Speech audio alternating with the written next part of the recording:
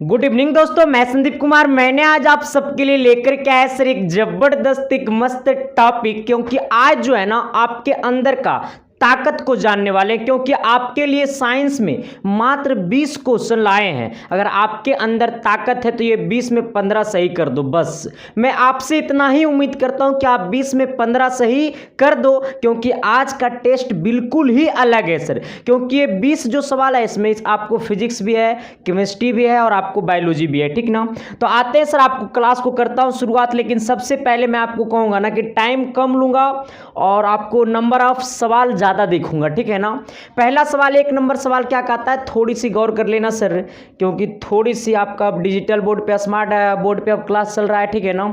और सभी का कमेंट हम देख रहे हैं, ठीक है ना। ऐसा मत सोचना कि हम कमेंट नहीं देख रहे हैं, लेकिन मेरा कोशिश रहेगा कि आपका कमेंट का जवाब मैं कम दूंगा, क्योंकि मेरा कोशिश है कि कम टाइम में ज़्यादा नंबर ऑफ सवाल आपके सामने मैं पेश कर दूं। पेश ही नहीं, आपके दिल में ढुका दूंगा। हाँ, समझ लेना रे बबुआ। देखो, कहता है किस दर्पण में बड़ा प्रतिबिंब बनता है। अच्छा देखो, कहता है किस दर्पण में बड़ा प्रतिबिंब बनता है। आपका समतल दर्पण है, अवतल दर्पण है, उत्तल दर्पण है, इनमें से कोई नहीं।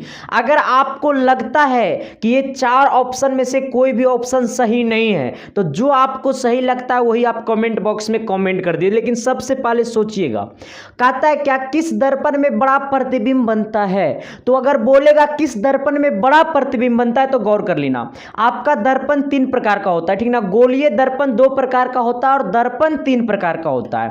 जो दर्पण होता है ना, अरे भाई तो चल ही नहीं रहा, कैसे कैसे चल रहा है। देखो, ये जो दर्पण होता है ना, वो दर्पण आपका 3 प्रकार का होता है, ठीक ना। पहला क्या होता है, उत्तल दर्पण।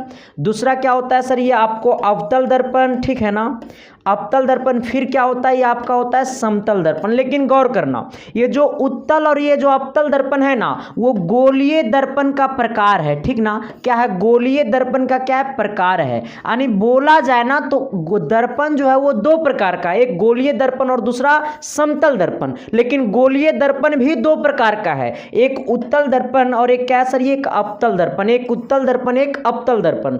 अब यहां पे गौर कर लेना, दर्पण कितना प्रकार का है, 2 प्रकार का, एक गोलीय दर्पण और दूसरा क्या है, समतल दर्पण। लेकिन गोलीय दर्पण भी 2 प्रकार का है, एक उत्तल दर्पण, दूसरा क्या है, अवतल दर्पण। और यहां पर एक क्या है, समतल दर्पण। यहां पे गौर कर लेना, जितना बड़ा वस्तु उतना ही बड़ा प्रतिबिंब, जितना बड़ा वस्तु उतना ही बड़ा प्रतिबिंब जब बन रहा है तो सोच लेना कि हम लोग समतल दर्पण का उपयोग कर रहे हैं। कौन से दर्पण का उपयोग कर रहे हैं, समतल दर्पण का उपयोग कर रहे हैं। अब सोचो कि भाई हम लोग जो अपना घर में दर्पण रखते हैं ना, आईना जो हम लोग घर में रखते हैं ना, तो बाल को हीरो तो बन के जैवे करता होगा, क्योंकि दिखाना तो है मोहतरमा को है ना। तो हम लोग जो घर में फेस में देखने के लिए जो दर्पण का इस्तेमाल करते हैं ना, तो ऐसा कंडीशन होता है कि मेरा जो कान है वो 10 इंच का है तो हमारा दर्पण में 20 इंच का दिखाई देता है। ऐसा नहीं, जितना बड़ा मेरा शकल है उतना ही बड़ा शकल दिखाई देता है दर्पण में, जो हम लोग नॉर्मली घर में इस्तेमाल करते हैं। तो घर में इस्तेमाल करने वाला दर्पण को हम लोग क्या कहते हैं, समतल दर्पण। समतल दर्पण में रूल होता है कि जितना बड़ा वस्तु उतना ही बड़ा प्रतिबिंब, जितना बड़ा वस्तु उतना ही बड़ा प्रतिबिंब, यानी बराबर आकार का बनाता है। अगर 5 फीट का वस्तु है और उसका प्रतिबिंब 5 फीट का ही बना रहा है तो सोच लेना कि वो समतल दर्पण है, ठीक ना।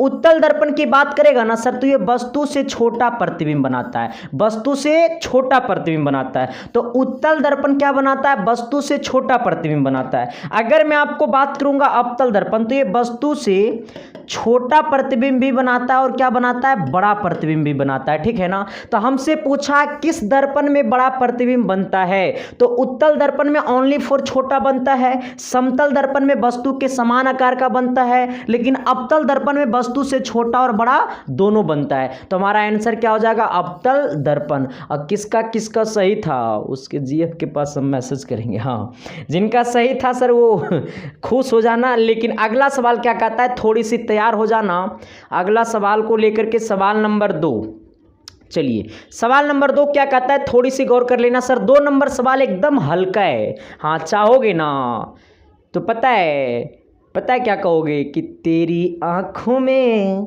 मेरा चेहरा दिखता है। देखो सर, थोड़ी सी भी गला फंसा हुआ है, ठीक ना, क्योंकि ये स्मार्ट बोर्ड लगाने के चक्कर में हमने 10 दिन खाना नहीं खाया था सर। मतलब एक्चुअली ऐसा नहीं कि मैंने खाना नहीं खाया था, मतलब मार्केटे का खाना खाते रह गए, ठीक है ना। तो इसलिए थोड़ी सी अभी आवाज़ में प्रॉब्लम होगा। मेरा आवाज़ और लाउडली रहेगा, मतलब और मज़ेदार आवाज़ रहेगा, पतला रहेगा।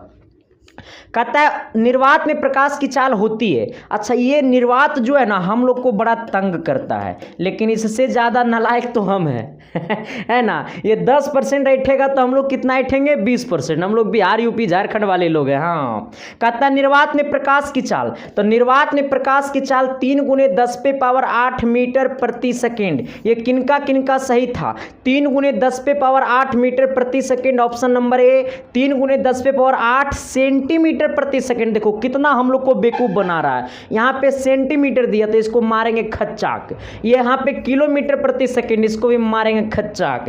ये तो चलिए जाएगा खुपचा में। हाँ, तो हमारा आंसर क्या हो जाएगा? 3 × 10⁸ मीटर प्रति सेकंड। चलिए सर, सवाल नंबर अगला की ओर बढ़ते हैं। सवाल नंबर 3 क्या कहता है? सवाल नंबर 3 कहता है ना कि जब जब तुझको देखूं तो जी घबराता है। आइए सर, कहता है ताप बढ़ने पर चालक का प्रतिरोध क्या होता है? जब ताप बढ़ती है तो चालक का प्रतिरोध क्या होता है? देखो यहाँ पे गौर करना, नहीं समझ में आता तो ऐसे गौर करो। देखो मेरे पास एक गाड़ी है, ठीक है ना, मेरी शादी में मिला। अब सोच लो, मेरे पास एक गाड़ी है। अब हुआ क्या ना कि ये गाड़ी को इतना स्पीड से हम चला रहे हैं ना, अरे भाई देखो ये हम बैठे हैं, ठीक है, ये मैडम बैठी है। अब सोच लो, एक गाड़ी को इतना स्पीड से चला रहे हैं ना कि एक गाड़ी पूरा हीट हो गया। क्या हो गया? हम अपने घर से निकले, ए से निकले, बी मतलब अपने ससुराल में निकले, ठीक है ना। तो जब यहाँ पे जब ये गाड़ी पहुँच गया ना, ये गाड़ी दहेजे का था, जब ये गाड़ी यहाँ पे पहुँच गया ना तो ये गाड़ी बहुत ज़्यादा हीट हो गया। और जब गाड़ी हीट हुआ तो गाड़ी का ताप क्या हो गया? बढ़ गया। और जब ताप बढ़ा तो प्रतिरोध भी क्या हो जाएगा? बढ़ता है। प्रतिरोध भी क्या होता है? बढ़ता है, क्योंकि घर से ससुराल का तो दूरी रहबे नहीं करे भाई। और तू बगले में कर लेगा शादी तो इसका मतलब ही नहीं है, ठीक है ना आना। तो जब ताप बढ़ती है तो प्रतिरोध भी क्या होता है? ओ बढ़ता है। ताप बढ़ती है तो प्रतिरोध क्या होती है? ओ बढ़ता है। ताप बढ़ती है तो प्रतिरोध क्या होता है? ओ बढ़ता है ना सर। ऐसे करना, देखो ताप बढ़ेगी प्रतिरोध बढ़ेगा, ताप बढ़ेगी प्रतिरोध बढ़ेगा, ऐसे सोचना, ठीक है ना। ज़्यादा उल्टा पुल्टा मत सोचिएगा। सवाल नंबर 4 की तरफ बढ़िएगा सर। 4 नंबर सवाल क्या कहता है? थोड़ी सी गौर कर लेना। 4 नंबर, हाँ ये 4 नंबर सवाल है। पता है क्या कहता है? कहता है किसी अम्लीय विलयन का पीएच मान होता है। देखो हमसे पूछा अम्लीय विलयन का पीएच मान 7 के बराबर, 7 से अधिक, 7 से कम, इनमें से कोई नहीं। लेकिन यहाँ पे गौर कर लेना। देखो यहाँ पे जब आपसे पूछेगा अम्लीय विलयन का पीएच मान, आपसे पूछेगा अम्लीय विलयन का पीएच मान, जब आपसे पूछेगा अम्लीय का, या आपसे पूछ दिया उदासीन का, या आपसे पूछ दिया क्षारीय का, तो डरना नहीं है, लड़ना सीखो, क्योंकि हम लोग यूपी, बिहार, झारखंड वाले लोग हैं। हाँ, डरते नहीं है। देखो सबसे पहले ये बात को गौर कर लेना। जब पूछेगा अम्लीय विलयन का पीएच मान तो मार देना घपसना 7 से कम। जब अगर पूछेगा उदासीन विलयन का पीएच मान तो 7 के बराबर, ठीक है ना। अगर आपसे पूछ दिया क्षारीय विलयन का पीएच मान तो क्या 7 से अधिक, 7 से अधिक मारना, ठीक है ना। 7 से अधिक, 7 से अधिक, ठीक है। आवाज हो गया ना। अब 7 से अधिक कहां तक? तो 14 तक, ठीक है। तो अम्लीय विलयन का पीएच मान 7 से कम। अगर पूछेगा उदासीन विलयन का पीएच मान 7 के बराबर, क्षारीय विलयन का पीएच मान 7 से अधिक। लेकिन हमसे क्या पूछा कि अम्लीय विलयन का पीएच मान, तो अम्लीय विलयन का पीएच मान 7 से कम, 7 से कम, अम्लीय 7 से कम, अम्लीय 7 से कम, ठीक है ना। क्षारीय 7 से अधिक, उदासीन 7 के बराबर, ठीक है। तो अम्लीय विलयन का पीएच मान 7 के से कम और उदासीन का 7 के बराबर, क्षारीय का 7 से अधिक। चलिए सवाल नंबर 5 की ओर बढ़ते हैं सर। सवाल नंबर 5 क्या कहता है ना, ये अच्छा ये 4 गो में से 4 किनका किनका सही रहा? ये 4 में 4 किनका किनका सही रहा? जिनका जिनका सही रहेगा ना उनको नो अपना साली से शादी करा देंगे आना। देखो देखो देखो कहता है ना रे बबुआ, देखो क्या कहता है, क्या कहता है, क्या कहता है? कहता है ना कि नाभिकीय ऊर्जा प्राप्त करने हेतु आवश्यक ए देखो कहता है नाभिकीय ऊर्जा प्राप्त करने हेतु आवश्यक है। जिस प्रकार से आपकी सपना को साकार करने के लिए, आपकी मम्मी पापा की सपना को साकार करने के लिए आप जिस प्रकार से लगातार मेहनत कर रहे हैं, इसी प्रकार से नाभिकीय ऊर्जा प्राप्त करने हेतु आवश्यक है। कितना लोग कह रहा बकलोला हम अपना बीवी की सपना साकार करेंगे देखो देखो चल जेबे खूबचे में बबुआ। देखो रे कहता है नाभिकीय ऊर्जा प्राप्त करने हेतु आवश्यक है। अच्छा एक चीज़ को गौर कर लेना, गौर करना पड़ेगा सर। हाँ नहीं करोगे तो थोड़ा सा दिक्कत हो जाएगा, ठीक है ना, इसलिए दिक्कत हो जाएगा। यहाँ पे देखना, आपसे पूछा नाभिकीय ऊर्जा प्राप्त करने हेतु आवश्यक है, कमेंट करो सिलिकॉन या फिर क्रोमियम या फिर यूरेनियम या फिर एल्यूमिनियम। ये 4 ऑप्शन में से एक ऑप्शन जल्दी से जल्दी कमेंट करो सर, जल्दी से जल्दी कमेंट करो। Thank you. चलिए अगला सर, ये 5 नंबर का जल्दी से जल्दी कमेंट करो। अगला क्या कहता है, थोड़ी सी गौर कर लेना। 6 नंबर कहता है ना, 6 नंबर। हाँ कहाँ गया 6 नंबर। हाँ देखो ये 6 नंबर है कि ज़्यादा आगे बढ़ गए रे, थोड़ा सा लग रहा है कुछ दिक्कत हो गया ना। रुको सवाल की काउंटिंग, नंबर ऑफ काउंटिंग में, ए भाई ये इसमें यही प्रॉब्लम है, मेरे लिए बस की बात नहीं है। देखो रुको कहाँ पे हम लोग अभी यहीं पे है ना, नाभिकीय ऊर्जा। इससे पहले हम लोग क्या बताए हैं, अच्छा बिलियन का पीएच मान। इसके बाद हम लोग क्या, ओहो रुक जाओ यहाँ पे गड़बड़ हुआ है। ये बढ़ता है, ठीक है 7 के बराबर, ठीक है। रुक जाओ उपचयन, ठीक है। रुक जा रे बाबा रुक जा। हाँ रुक जा। चलिए हम लोग ये तो बताए हैं अभी। अच्छा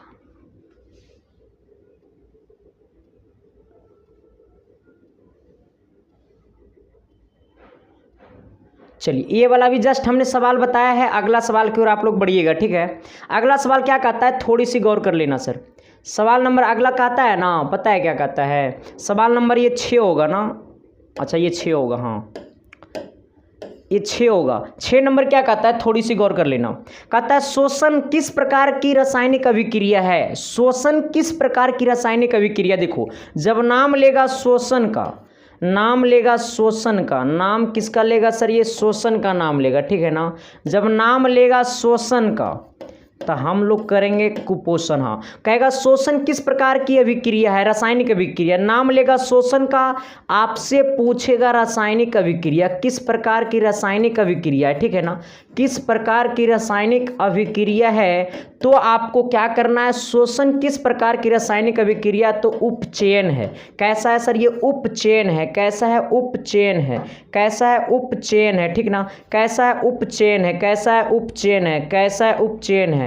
कैसा है, उपचयन है। कैसा है, उपचयन है, ठीक है ना। कैसा है, उपचयन है। उपचयन है। कैसा है, उपचयन है ना।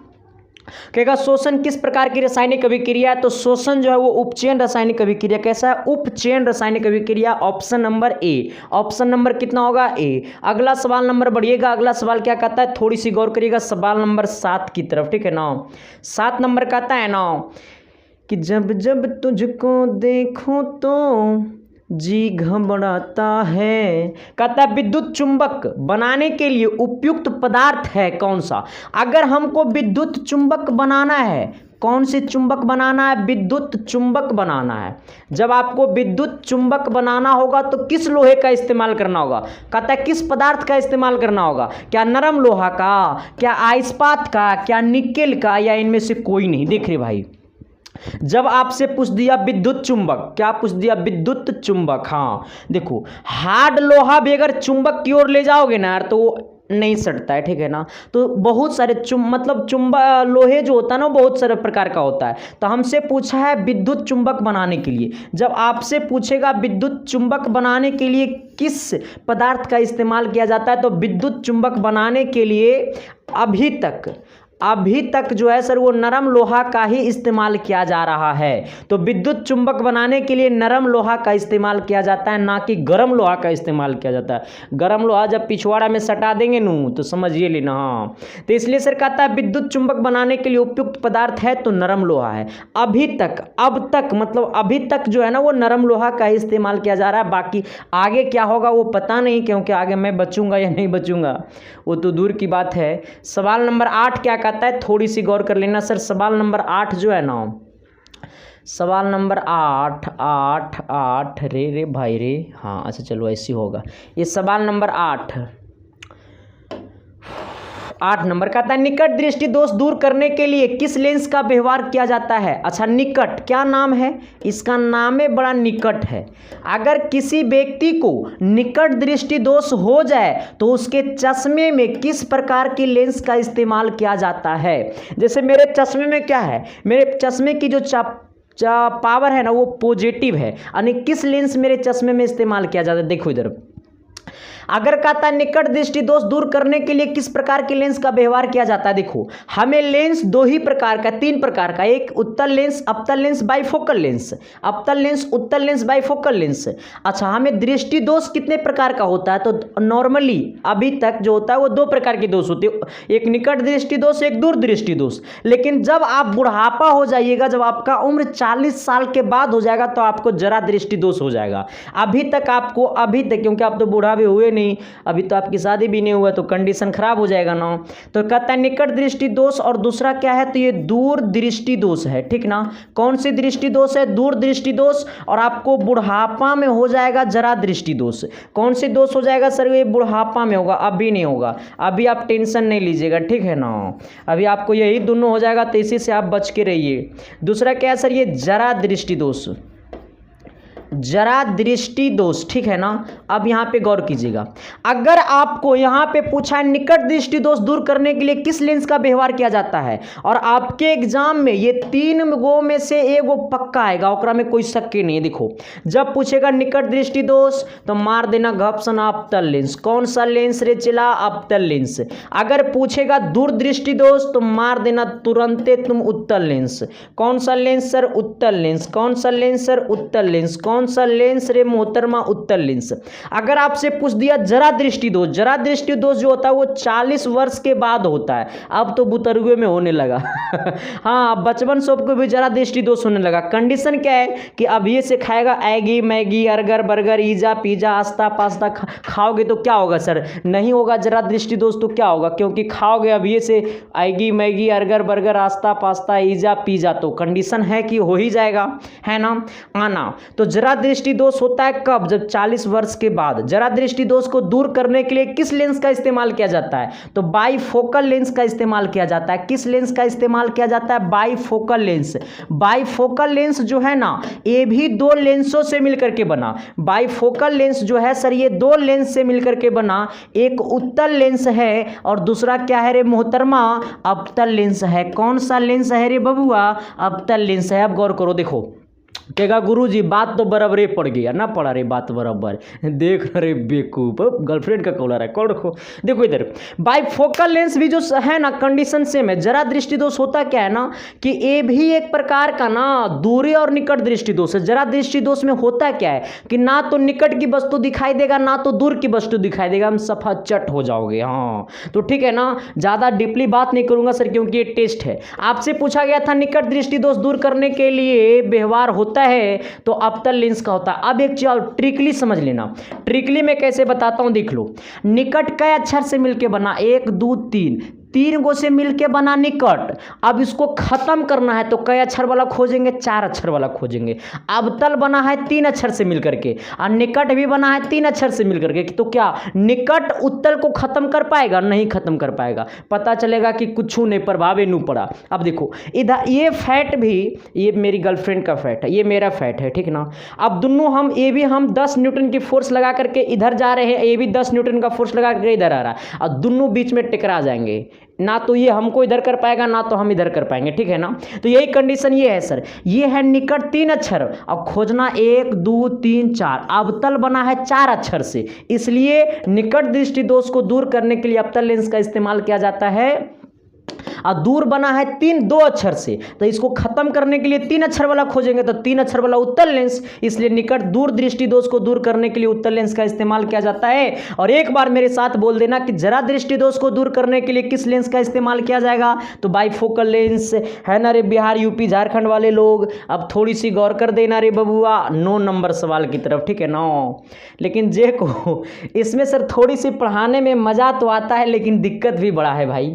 इसमें मेन कंडीशन जो है ना वो मेरे को पीडीएफ में कंडीशन है, क्योंकि आज तक मैंने 9 नंबर सवाल है ना, जब हम 9 क्लास में गए तब तो हमारे पास स्मार्ट बोर्ड आया सॉरी, तब तो हम जब 11th में गए तब मेरे पास स्मार्टफोन आया। हम फिर जब 2 साल 3 साल के बाद फिर मैंने स्मार्ट बोर्ड चलाना चालू कर दिया, तो कंडीशन तो बिगड़ ही नहीं जाएगा रे भाई अब देखो कहता है क्या निम्न में कौन कार्बन का अपरूप है। देखो ये सवाल सबको फंसाता है। जब पूछेगा कार्बन का अपरूप ना, पूछेगा कार्बन का अपरूप, तो ये सबको फंसाता है। देखो पूछेगा अगर कार्बन का अपरूप पूछता है ना, तो ये सबको चकमा में डालता है। देखो कार्बन का अपरूप नॉर्मली सब कोई जानता है ना कि कार्बन का अपरूप हीरा है। क्या है सर? ये हीरा है। सब कोई जानता है कि कार्बन का अपरूप हीरा होता है। और जो थोड़ा सा एक्स्ट्रा जानता है वो कहता है कि सर कार्बन का अपरूप ग्रेफाइट भी होता है। और जो और जान जाता है थोड़ा सा जान जाता है वो बोल देता है सर कि कार्बन का अपरूप होता है फ्लोरीन भी होता है। क्या होता है रे मोहतरमा? फ्लोरीन भी होता है। यानी कहने का मतलब है कि जब आपके ऑप्शन पे डिपेंड करता है कि अगर ये 3 ऑप्शन में से अगर कोई एक ऑप्शन रहा तो उसी को मारना। अब यहाँ पे तो थोड़ा सा कंडीशन गड़बड़ हो गया, ये तीनों ऑप्शन मिल रहा है, तो अब इसको क्या करेंगे? देखो 1 नंबर में हीरा भी मिल रहा है, यहाँ पे ग्रेफाइट भी है, यहाँ पे फ्लोरीन भी है, और डी नंबर में उपयुक्त सभी है। तो हम लोग आंख मूंदेंगे और जब ये तीनों ऑप्शन में दिया हुआ तो उपयुक्त सभी मार देंगे। ये किनका सही है और कौन कौन लोग इसको जानते थे? जो लोग जानते हैं उनको हम अपनी साली से शादी करा देंगे। देखो खुश हो गया बकलोला, पहले पढ़ो ना रे, शादी हम करेंगे तब न तो सबको कराएंगे। आना सवाल नंबर 10 की तरफ गौर करना सर। 10 नंबर कहता है ये तो सवाले देख के थोड़ा सा कंडीशन बिगड़ने लगा। कहता है भोजन का पाचन तथा पकाना किस प्रकार की अभिक्रिया है। भोजन का पाचन, ये क्या है? पाचन। देखो ये पाचन है, ठीक है ना, थोड़ा सा दिखाई नहीं दे रहा होगा। ये क्या है सर? ये पकाना। ये वाला क्या लिखा हुआ? पकाना। आना भाई बड़ा लाइट मार रहा है। कहता है भोजन का पाचन तथा पकाना किस प्रकार की अभिक्रिया है। देखो न रे बबुआ, कहता है भोजन का पाचन और पकाना। देखो जब आपसे पूछ दिया पाचन और पकाना दोनों पूछ दिया, ऐसे साथ में बड़ा कम पूछेगा, ठीक है। अगर पूछ दिया भोजन का पाचन तथा पकाना दोनों का दोनों किस प्रकार की अभिक्रिया है, ये दोनों का दोनों किस प्रकार की अभिक्रिया है, तो आप कहिएगा कि ये जो है वो ऑक्सीकरण अभिक्रिया। ये कौन सी अभिक्रिया है? ऑक्सीकरण अभिक्रिया है। ऑक्सीकरण अभिक्रिया को ही हम लोग कहते हैं उपचयन अभिक्रिया। क्या कहते हैं रे मोहतरमा? उपचयन अभिक्रिया। क्या कहते हैं रे बबुआ? उपचयन अभिक्रिया। क्या कहते हैं रे छोटे मोटे नोटे? देखो उपचयन अभिक्रिया, उपचयन अभिक्रिया, ठीक है ना। तो पकाना, खाना, पचाना। तुम लोग भर ढेड़ा खाते हो, सोते हो बेड पे। देखो इधर कहता है ना सर कि चलता रहूँगा पथ पे, चलने में माहिर बन जाऊँगा, चाहे मंजिल मिले या ना मिले, लेकिन सफलता मंजिल मिले या ना मिले एक्सपीरियंस तो मिल जाएगा ना सर। हाँ, ये ज़रूरी नहीं है कि हर चीज़ के पीछे कुछ ना कुछ रीज़न हो। कुछ ऐसे चीज़ होता है जिसको हमको जानना भी बहुत ज़रूरी है सर। लाइफ में ज़रूरी थोड़ा है कि पढ़ लिख के नौकरी ले लेंगे रे। लेकिन अगर मगर आएगी, आपकी शादी होगा, आप लोग का शादी होगा तो आएगी बीबी आपका, थोड़ा सा ये बात स्लो बोलो। और जो लोग एयरफोन नहीं लगेले वो लगा लो तो हमारी इज्जत तो दजवा उड़ा देगा। तो आप सोचो बाबू कि अगर मैडम आई तो आई, हाँ खाना बना रहा होगा, और तुम लोग फिर खाना बनाएगा तो तुमको अपना मैम तुमको अपना मीठा हाथ से, छोटा क्यूट हाथ से तुमको खिलाएगा तो पगला जाएगा। अब तुम अगर वहीं पे अगर ये मेथड बता दिया कि जानती हो वो कहेगा क्या, तो बोल पचाना और पकाना पता है कौन अभिक्रिया है, तो कहेगा कौन अभिक्रिया है, तो ऑक्सीकरण और उपचयन अभिक्रिया है। तब देखना ना कि तेरी बीवी ना तुमसे ज़्यादा प्यार करने लगेगा। वो सोचने लगेगा कि भले नौकरी लगे या ना लगे, लेकिन अच्छा इंसान तो है जो हर चीज़ के बारे में नॉलेज रखा है, ठीक है ना। तो ऑप्शन नंबर क्या हो जाएगा सर? सी हो जाएगा। मेरे पास पढ़ो सब कुछ मिलेगा। आना सवाल नंबर ये 10 होगा। अगला कितना होगा? 10। और 10 पे नहीं करेंगे बस, करेंगे 20 पे बस, ठीक है, ठीक है नू। आइएगा सर 11 नंबर सवाल की तरफ गौर करिएगा। 11 नंबर सवाल की तरफ गौर करिए। कहता है इनमें से जनन ग्रंथि है कौन? अच्छा, जनन ग्रंथि आखिर में होता क्या है? जनन ग्रंथि क्या होता है? कौन कौन बताएगा जनन ग्रंथि के बारे में? कौन कौन बताएगा जनन ग्रंथि के बारे में? जो बताएगा जनन ग्रंथि के बारे में उसको हम बताएंगे। हाँ, आना कहता है जनन ग्रंथि क्या होता है? तो जनन ग्रंथि जो होता है ना सर, वो क्या होता है? तो वो अंडाशय। क्या है सर? ये अंडाशय है ना, अंडाशय। और जनन ग्रंथि कौन है? अच्छा, इनमें से जनन ग्रंथि कौन है? अंडाशय और थायराइड भी होता है। हाँ, थायराइड भी होता है, ठीक है।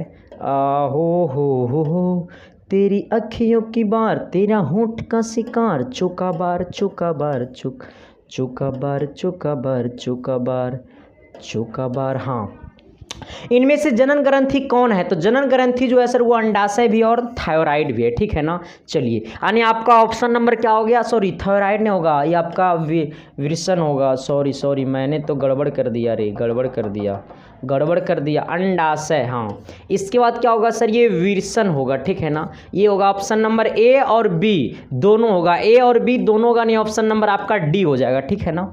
आइए अगला सवाल क्या कहता है, थोड़ी सी गौर कर लेना। सवाल नंबर आपका 11 12 की तरफ, 12 नंबर सवाल क्या कहता है, थोड़ी सी गौर कर लेना। कहता है प्राकृतिक में पृथ्वी पर ऊर्जा का मुख्य स्रोत है। प्राकृतिक में पृथ्वी पर ऊर्जा का मुख्य स्रोत क्या है? तो प्राकृतिक में पृथ्वी पर ऊर्जा का मुख्य स्रोत क्या है? सूरज। क्या है सर? ये सूरज, ठीक है ना। तो प्राकृतिक में पृथ्वी पर ऊर्जा का मुख्य स्रोत, तो सूरज मारना। क्या मारना? तो ये सूरज मारना। चलिए आइए सवाल नंबर 13 की तरफ। 13 नंबर क्या कहता है, थोड़ी सी गौर कर लेना। 13 नंबर अब होगा फेरा। देखो 13 में पक्का है कि सब फंसेगा, मामला तो फंसेगा ही। हाँ, कि बचपन का प्यार मेरा भूल नहीं जाना रे, जैसा मेरा प्यार है जान तुझे किया हूँ। देखो कहता है आवर्त सारणी के प्रथम वर्ग के सदस्य है। आवर्त सारणी के प्रथम वर्ग के सदस्य है अम्लीय धातु, क्षारीय धातु, अक्रिय गैस या फिर मिश्र धातु। ये 4 ऑप्शन में से कौन है? देखो प्रथम वर्ग पता है क्या कहता है? अरे बकलोला, देखो वर्ग किसको कहता है? ये जो ऐसे वाला लाइनमा होता है ना, ओकरा कहते हैं वर्ग। अब वर्ग बोला है ना कि पहला वर्ग में मतलब 1 नंबर वाला वर्ग में कैसे धातु होता है? तो 1 नंबर वाला वर्ग में जो सारे के सारे जो धातु है ना, हीलियम, हाइड्रोजन, हीलियम, लिथियम, ये सब सारे धातु जो होता है ना सर, ये सबका सब क्या होता है रे मोहतरमा? तो ये सबका सब जो होता है वो क्षारीय होता है रे बबुआ। क्या होता है रे बबुआ? तो क्षारीय होता है, ठीक है ना। तो प्रथम वर्ग में सभी का सभी धातु कैसे होते हैं? तो क्षारीय धातु होते हैं। कैसे धातु होते हैं? क्षारीय धातु होते हैं। सवाल नंबर बढ़िएगा 14 की तरफ। कितना नंबर? 14 नंबर में देखो सब कोई मारेगा। 14 नंबर की ओर आना सर। 14 नंबर क्या कहता है? कहता है मनुष्य के शरीर की सबसे बड़ी ग्रंथि क्या है? मनुष्य के शरीर की सबसे बड़ी ग्रंथि। देखो जब पूछेगा ना कि मनुष्य के शरीर की सबसे बड़ी ग्रंथि, मनुष्य के शरीर की आपके शरीर का सबसे बड़ा ग्रंथि क्या है? मनुष्य के शरीर की सबसे बड़ी ग्रंथि, बड़ी नहीं पूछेगा, सबसे बड़ी ग्रंथि। हाँ पूछेगा सबसे बड़ी ग्रंथि तब मारना, ना कि छोटके में मार देना। सबसे बड़ी ग्रंथि लीवर होता है। क्या होता है सर? ये लीवर होता है, ठीक है ना। क्या होता है? लीवर। हाँ ये लीवर है, ठीक है ना। तो मनुष्य के शरीर की सबसे बड़ी ग्रंथि क्या है सर? ये लीवर है। क्या है सर? ये लीवर है। मनुष्य के शरीर की सबसे बड़ी ग्रंथि क्या होता है? लीवर होता है। क्या होता है? लीवर होता है। मनुष्य के शरीर की सबसे बड़ी ग्रंथि क्या होता है सर? ये लीवर होता है, ठीक है ना। क्या होता है? लीवर होता है। तो आपके अंदर की सबसे बड़ी ग्रंथि क्या है? तो लीवर है। आपके अंदर की सबसे बड़ी ग्रंथि क्या है? तो लीवर है। आप पीने दो तभी खींचेंगे अगला। तो मनुष्य के शरीर की सबसे बड़ी ग्रंथि क्या है? लीवर। ये 14 में से 14 किनका किनका सही रहा, ये 14 में से 14 किनका किनका सही रहा, जिनका जिनका सही है उनको अगले वीडियो में नाम लेंगे। हाँ, वो कमेंट बॉक्स में कमेंट कर देना सर कि ये 14 में से 14 किनका किनका सही है, उनका अगले क्लास में एकदम नाम लूंगा सर, ये फिक्स है। 14 में से 14 किनका सही है, ये 15 नंबर सवाल होगा ना, 15 नंबर 15 नंबर 15 नंबर 14 में से 14 किनका सही है। चलिए 15 नंबर सवाल की तरफ आइएगा सर, थोड़ी सी गौर करिएगा। कहता है क्लोरोफिल वर्णक का रंग होता है। अच्छा, ये आखिर में क्लोरोफिल है क्या? तो क्लोरोफिल के ही कारण हम लोग जिंदा है, न तो हम लोग का लता पता कुछ ना चलता। देखो क्लोरोफिल है क्या, आखिर में जो क्लोरोफिल है ना सर, वो क्लोरोफिल के ही कारण पेड़ पौधे की पत्तियां जो होती है वो हरा होता है, ठीक है ना। क्लोरोफिल के ही कारण पेड़ पौधों की जो पत्तियां होती है वो क्या होता है, हरा होता है। तो क्लोरोफिल के कारण पेड़ पौधों की पत्ती जो होता है ना, पत्ती जो होता है ना वो क्या होता है, हरा होता है, ठीक है ना। तो पेड़ पौधों की अगर पत्ती जब हरा भरा दिख रहा है तो इसमें समझ लेना कि उसमें क्लोरोफिल की मात्रा पर्याप्त है, ठीक है ना। तो जो पेड़ पौधा हरा भरा दिख रहा है समझ लेना कि वो एकदम उसमें क्लोरोफिल है, और जो मरल गुरल दिख रहा है ना उसमें क्लोरोफिल है ही नहीं। तो पूछा है क्लोरोफिल वर्णक का रंग है। अरे बबुआ, जहां सोच लेना कि जहां जहां क्लोरोफिल जाता है वहां वहां हरा कर देता है, इसलिए इसका आंसर क्या हो जाएगा, हरा हो जाएगा, ठीक है ना। तो क्लोरोफिल जहां जहां जाएगा वहां वहां हरा हो जाएगा, ठीक है ना। इतना ही दिमाग में रख लेना कि क्लोरोफिल जहां जहां जाएगा वहां वहां हरा हो जाएगा, इसलिए इसका ऑप्शन क्या होगा, ऑप्शन नंबर ए होगा। अगला सवाल की ओर बढ़ते हैं सर। अगला सवाल क्या कहता है, सवाल नंबर 16 कितना होगा, 16 16 16 16 16। चलिए हाँ, 16 नंबर सवाल का आता है ना, थोड़ी सी गौर कर लेना। 16 नंबर कहता है सोडियम हाइड्रोक्साइड का पीएच मान लगभग बताइए। देखिए आखिर में आपको तो पहले ये समझना होगा कि सोडियम जो है, सोडियम हाइड्रोक्साइड क्या है, अम्लीय है, क्षारीय है, विलयन है, अम्लीय, क्षारीय, उदासीन क्या है, क्योंकि मैंने तो अभी आपको तीनों को का पीएच मान बताए हैं, अम्लीय, उदासीन, क्षारीय का। तो ये जो सोडियम है, ये सोडियम हाइड्रोक्साइड जो है वो क्या है, आपको सबसे पहले समझना होगा। तो सोडियम हाइड्रोक्साइड का पीएच मान पूछा है लगभग में। ये जब भी पूछेगा ना तो आपसे लगभग में ही पूछेगा। तो अगर पूछ दिया सोडियम हाइड्रोक्साइड का पीएच मान लगभग में, तो लगभग में जो सबसे लास्ट वाला रहेगा उसी को मार देना, नहीं ऑप्शन नंबर आपका डी हो जाएगा, ठीक है। ये बार बार हमको काहे तंग कर रहा है, अरे भाई तो हमको बर्बाद कर दोगे क्या, रुक जाओ रुक जाओ रुक जाओ रुक जाओ रुक जाओ। हाँ आइएगा सर, सवाल नंबर अगला की ओर बढ़िएगा। सवाल नंबर 17 होगा, कितना होगा, 17। सोच लेना रे बबुआ, 17 पे हो जाएगा खतरा। लेकिन सवाल तो एकदम हम 17 नंबर में एकदम खुश हो गया होगा मैं आज। हमसे पूछा क्या है कि ग्लूकोज का रासायनिक सूत्र। देखो आप लोग ग्लूकोज का रासायनिक सूत्र कमेंट कर दो, आप लोग ग्लूकोज का रासायनिक सूत्र कमेंट कर दो, और हम आपसे पूछते हैं ग्लूकोज का रासायनिक सूत्र। जल्दी से जल्दी जल्दी से जल्दी ग्लूकोज का रासायनिक सूत्र जल्दी से जल्दी कमेंट कर दो। और मैं आपसे पूछता हूं कि चीनी का रासायनिक सूत्र क्या होता है। ग्लूकोज का रासायनिक सूत्र होता है C6H6। कितना होता है, C6H12O6, C6H12O6, ठीक है ना। तो ग्लूकोज का रासायनिक सूत्र क्या होता है, C6H12O6, यानी ऑप्शन नंबर आपका बी। अगर आपसे पूछ दिया चीनी का सूत्र, चीनी बोले तो शुगर, चीनी का होता है C12H22O11, यानी C12H22 हाँ ओ कितना 11। आइए सर सवाल नंबर 18 की तरफ, कहाँ गया 18 18 18 18 18 18 18 18 18 18। हाँ चलिए सर, सवाल नंबर 18 कहता है ना, थोड़ी सी गौर करना। कहता है किसी वस्तु का प्रतिबिंब आंख के जिस भाग पर बनाता हुआ है, जिस आंख के जिस भाग पे पड़ता हुआ है। अच्छा देखो यहाँ पे गौर कर लेना रे मोहतरमा, बोला किसी वस्तु का प्रतिबिंब आंख के जिस भाग पर पड़ता है हुआ है। देखो अगर नॉर्मली ये सोच लेना, किसी वस्तु का जो प्रतिबिंब बनाता है ना वो आंख में, अगर आंख में पूछेगा कि किसी वस्तु का जो प्रतिबिंब बनाता है ना रेटिना पे, कहाँ बनाता है, आंख में बनाता है, रेटिना रेटिना पे। कहाँ पे बनाता है? रेटिना पे बनाता है। कहता है किसी वस्तु का प्रतिबिंब आंख में जिस भाग पर बनाता है हुआ है, जिस आंख में जिस भाग पे पड़ता है हुआ है तो रेटिना है। क्या है सर? रेटिना है, ठीक है ना। अगर यही वस्तु का प्रतिबिंब रेटिना पर अगर नहीं बनाएगा, अगर रेटिना से पहले बना देगा या रेटिना के बाद बना देगा, तभी तो आपके अंदर हो जाएगा निकट दृष्टि दोष और दूर दृष्टि दोष। हाँ, जब यही प्रतिबिंब आंख में रेटिना पर नहीं बना करके रेटिना से पहले बना देगा या रेटिना के बाद बना देगा, तभी तो आपके अंदर उत्पन्न होगा निकट दृष्टि दोष और दूर दृष्टि दोष। हाँ, तो जब तक आपको सभी वस्तुएं दिख पा रही है तब तक आप समझ लेना कि आपका आंख ठीक है।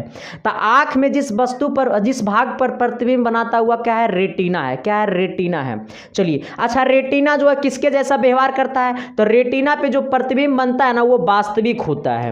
क्या होता है सर? देखो कितना तुरार के पढ़ा देते हैं, तो एक बार शेयर तो करना बनता है ना सर। वास्तविक और क्या होता है सर? ये उल्टा होता है, ठीक है ना। तो रेटिना पर जो प्रतिबिंब बनाता है वो क्या होता है? वास्तविक और उल्टा होता है। रेटिना किसके जैसा व्यवहार करता है? तो रेटिना जो है वो उत्तल लेंस के जैसा व्यवहार करता है। रेटिना किसके जैसा व्यवहार करता है? तो उत्तल लेंस के जैसा व्यवहार करता है। रेटिना किसके जैसा व्यवहार करता है? तो उत्तल लेंस के जैसा व्यवहार करता है।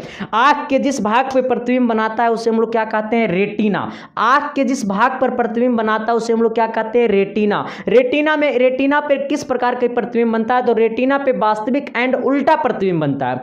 रेटिना किसके जैसा व्यवहार करता है? तो उत्तल लेंस के जैसा व्यवहार करता है। यानी ऑप्शन नंबर आपका बी हो जाएगा। अब हम थक चुके हैं, इसके बाद सीबीएसई वाले का क्लास लेना है। जब सीबीएसई वाले का क्लास लेते हैं ना तो थोड़ी सी दिक्कत हो जाता है यार, बोल नहीं पाते हैं पूरा। आना यही स्मार्ट बोर्ड में यही दिक्कत हो रहा है। देखो हमको सही तरीका से भी चला नहीं पा रहे हैं, समझ में नहीं आ रहा है। कहता है क्या कि हम बस अभी इसमें पता है अभी हम इतना ही कर रहे हैं कि हम पीडीएफ को लगा देते हैं पेन ड्राइव इसमें और पीडीएफ को आगे पीछे कर देते हैं बस। बाकी इसमें हमको कुछ भी नहीं। कितना लोग तो सोच रहे होगा कि मास्टर बा इतना बड़ा बोर्ड ले लिया तो फिल्म देखता होगा, ऐसा कुछ भी नहीं है, तुम्हारा सोच गलत है। आना, हमको कल एगो कमेंट किया था, कहता उत्तल दर्पण में किस प्रकार की प्रतिबिंब बनता है। देखो अभी जस्ट मैंने आपको पढ़ाया है, आपसे पूछा है कि उत्तल दर्पण, रे बबुआ लेंस मत समझना, दर्पण है। कहा उत्तल दर्पण में किस प्रकार का प्रतिबिंब बनता है। जब पूछेगा उत्तल दर्पण, बोला किस प्रकार का प्रतिबिंब बनता है, तो उत्तल दर्पण में काल्पनिक। कैसा सर? ये काल्पनिक बनाता है और काल्पनिक एवं सीधा अच्छा काल्पनिक बनाता है। कैसा बनाता है? काल्पनिक बनाता है। काल्पनिक को ही हम लोग कहते हैं आभासी। क्या कहते हैं सर? ये आभासी, ठीक है ना। तो क्या कहते हैं हम लोग? आभासी। क्या कहते हैं? आभासी। क्या कहते हैं? आभासी, ठीक है ना। तो उत्तल दर्पण में किसी वस्तु का जो प्रतिबिंब बनाता है वो काल्पनिक बनाता है। काल्पनिक बोले तो आभासी। अगर यही आपसे अगर पूछ दिया होता कि रे मोहतरमा अवतल दर्पण में किस प्रकार का प्रतिबिंब बनाता है, तो अवतल दर्पण में जो प्रतिबिंब बनाता है वो वास्तविक बनाता है। कैसा बनाता है? वो आपका वास्तविक बनाता है। वास्तविक बनाता है, no no no no no, वास्तविक बनाता है। कैसा बनाता है? वास्तविक बनाता है। और वास्तविक के साथ साथ ये क्या होता है? वास्तविक बनाता है, वास्तविक के साथ साथ ये क्या होता है? उल्टा। क्या होता है सर? ये उल्टा। क्या होता है? उल्टा। हाँ, जब भी प्रतिबिंब वास्तविक बनाएगा तो वो उल्टा होगा, जब भी प्रतिबिंब काल्पनिक बनाएगा तो वो सीधा होगा। क्या होगा सर? ये सीधा होगा। ये नोट कर लेना, ठीक है ना। जब भी वस्तु का प्रतिबिंब अगर काल्पनिक बना रहा है तो काल्पनिक के साथ साथ सीधा लेना, और जब भी वस्तु का प्रतिबिंब आपको अवतल दर्पण में बनाता है वास्तविक, जब वास्तविक बनाता है तो वो उल्टा होता है। अवतल दर्पण में एक जगह वस्तु का प्रतिबिंब काल्पनिक बनाता है। कब? जब वस्तु को हम लोग रखते हैं फोकस और ध्रुव के बीच। हाँ, जब वस्तु को फोकस और ध्रुव के बीच रखते हैं तो ऐसे केस में वस्तु का जो प्रतिबिंब होता है वो आपको काल्पनिक बनाता है और वस्तु से बड़ा होता है, ठीक है ना। मैंने बहुत चीज़ पढ़ा दिया यार। हमने तो सोचा था कि सिर्फ आएंगे ए बी करा के चले जाएंगे, लेकिन दिल तो मानता नहीं है, ये तो प्यार के चक्कर में पड़ गया है ना। आना, लेकिन एक बात बताऊं मोहतरमा, हम ये सवाल नहीं, 20 नंबर सवाल मैं नहीं पढ़ाऊंगा। बाकी आप खुश हो जाओ चाहे नाराज हो जाओ ये नहीं बताऊंगा। बोला प्रकाश के अपवर्तन के कितने नियम है। अच्छा चलो मैं बता देता हूं। अगर पूछे प्रकाश के अपवर्तन के कितने नियम है तो प्रकाश के अपवर्तन के 2 नियम है। और एक सवाल नंबर 21 दे देता हूं कि ये आपको कमेंट करना पड़ेगा कि प्रकाश के परावर्तन का कितने नियम है। प्रकाश के परावर्तन का कितने नियम है? ऑप्शन में सबका सब यही है। ऑप्शन नंबर चलो, ऑप्शन नंबर ए में 2 है, ऑप्शन नंबर बी में 3 है, ऑप्शन नंबर सी में 4 है, ऑप्शन नंबर डी में 1 है। चलो इसको कमेंट कर देना और आज तक का क्लास इतना ही रहेगा। क्लास कैसा लगा सर कमेंट करके जरूर बताना। फिर मिलते हैं आप सबके बीच अगली क्लास में, तब तक के लिए बाय। देखते रहना इसके science classes. Thank you, love you. तब तक क्या करोगे, प्यार करोगे ना। Thank you sir, love you. और एक बात और है, जो भी लोग अभी तक टेलीग्राम को ज्वाइन नहीं किया तो वीडियो के डिस्क्रिप्शन में टेलीग्राम का लिंक है, वहां से जाकर के ज्वाइन हो जाना और यूट्यूब के प्लेलिस्ट में जाना। वहां पे क्लास 10th मैथ और साइंस का सभी का प्लेलिस्ट बना हुआ है, वहां पे आपको सारे क्लासेस मिल जाएगा। फिर तो टेंशन किस बात की है, आपके लिए तो रात दिन हम मेहनत करने के लिए तैयार ही है सर, है ना। तो thank you sir, love you. मिलते हैं आप सबके बीच अगली क्लास में, तब तक के लिए बाय।